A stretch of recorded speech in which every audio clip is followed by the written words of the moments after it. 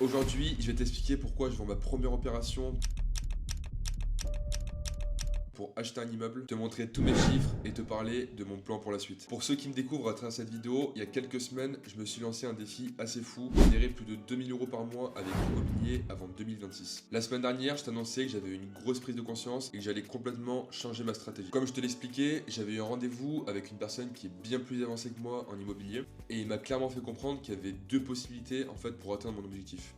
La première, c'est celle que je m'apprêtais à faire, c'est-à-dire enchaîner les petites opérations, donc des studios T1, T2, avec des gros travaux et monter au fur et à mesure comme ça, en faire 1, 2, 3, 4, ainsi de suite. Sauf qu'en fait, ça demande pas mal de temps, parce qu'à chaque fois, il faut chercher les opérations, gérer les travaux. On a aussi les 3 mois de délai entre le moment où on a le compromis de vente et le moment où on obtient les clés. Donc ça fait vraiment court en délai, sachant que là du coup j'ai 14 mois pour réaliser mon défi, donc ça fait un peu short. Et la deuxième option, c'était de partir sur des immeubles de rapport. Donc faire 1 ou 2 immeubles l'année prochaine. L'objectif, ça serait d'en faire 2. Mais déjà, il faut commencer par 1 bien sûr. Et donc pour ça, en fait, il faut que je vende ma première opération. Parce que là, dans le secteur dans lequel je suis, il faut savoir que les immeubles, ils sont entre 200, 300, 400, voire 500 000 euros. 500 000 euros, moi, ça risque d'être un peu compliqué en termes de budget. Mais là, l'idée serait d'aller chercher un immeuble entre 250 et 350 000 euros. Avant de te parler plus en détail du plan, je vais te détailler en fait tous les chiffres du coup de ma première opération. J'ai visité pour la première fois en décembre 2023 et j'ai obtenu les clés le 8 mars 2024, donc début d'année. Donc vous voyez, il y a un certain délai entre le moment où j'ai visité, qu'on a signé le compromis de vente et le moment où j'ai obtenu les clés, forcément le temps d'obtenir mon prêt bancaire, etc. Il faut du temps, et de toute façon même légalement c'est 3 mois par rapport au délai du notaire.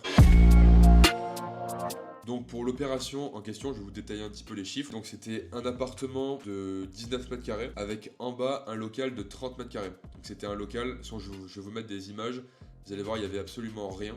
Donc ça c'était affiché à 104 000 euros. J'ai réussi à le négocier à 91, c'est pas non plus incroyable, mais 13 000 euros de négociation c'est pas dégueu sur des prix comme ça. Et maintenant je vais vous détailler aussi un petit peu les chiffres de l'opération. Donc en termes de travaux pour les deux appartements, on est à 12 700 euros. Il faut savoir que j'ai fait la plupart des travaux moi-même avec mon père. C'est mon père qui m'a beaucoup aidé et beaucoup appris. De base je suis pas du tout manuel, mais là forcément j'ai appris plein de choses, donc c'est grave cool. J'ai juste délégué pour l'appartement du bas tout ce qui est placo, isolation, une partie l'électricité et la plomberie, enfin une partie de la plomberie. Sinon tout le reste on l'a fait nous-mêmes. Donc travaux 12 700 euros. Faut savoir aussi que j'ai posé 2 clims. Et l'aménagement, donc sur les deux appartements, je suis à 4 100 euros. Donc vraiment quand je dis aménagement, c'est tout compris. Ça va du lit au cuillère, enfin vraiment tout. Et là il faut savoir que les appartements, je les vends meublés. Et par rapport du coup à mon apport personnel, j'ai mis 5 750 euros d'apport. Faut savoir qu'en gros tout ce que j'ai sorti de ma poche depuis le début de l'opération, donc il y a eu mon apport, il y a eu les frais intercalaires des travaux.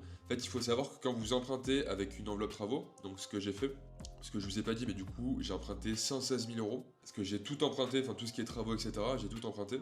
En fait, quand il y a une partie travaux, tant qu'on n'a pas utilisé la totalité du budget travaux, on a des frais intercalaires chaque mois, qui forcément sont de plus en plus importants au fur et à mesure où on enlève les sous des travaux.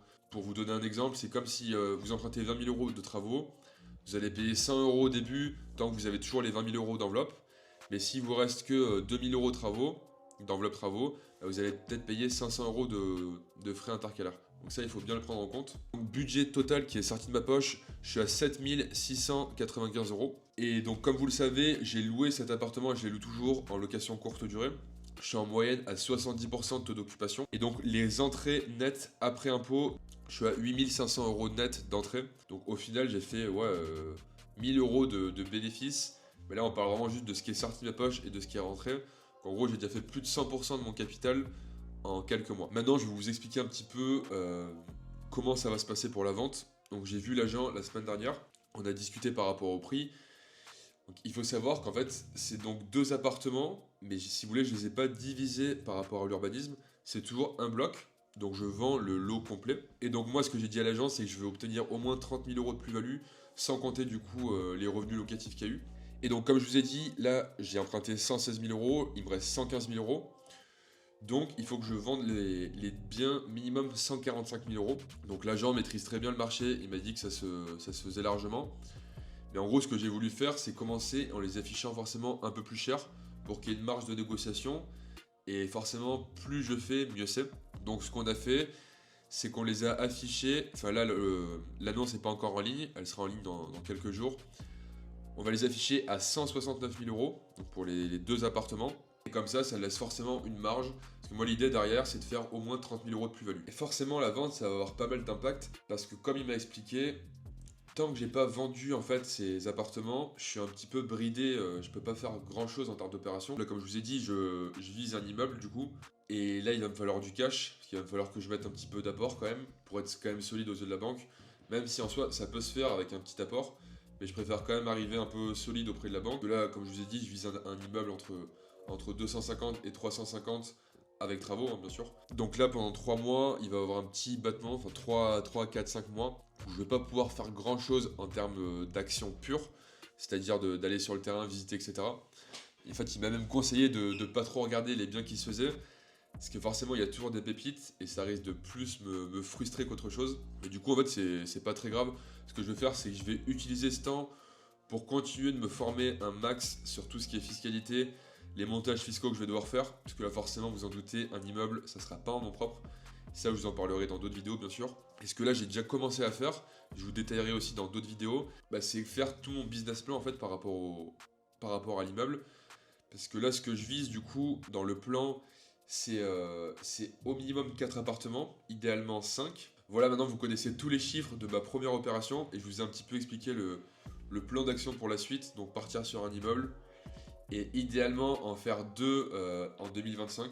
Et pour être honnête avec vous, je pense vraiment que juste avec un immeuble, je peux atteindre ces 2000 euros par mois. Et après, forcément, je me dis que si je peux en faire deux, ça sera que du plus et je pourrais quitter le salariat sans pression. Donc la semaine prochaine, je vous parlerai un petit peu de l'avancée de la vente. Normalement, l'annonce sera en ligne. Je vais aussi prendre rendez-vous avec un diagnostiqueur, parce que vous le savez, il faut faire un DPE quand on vend.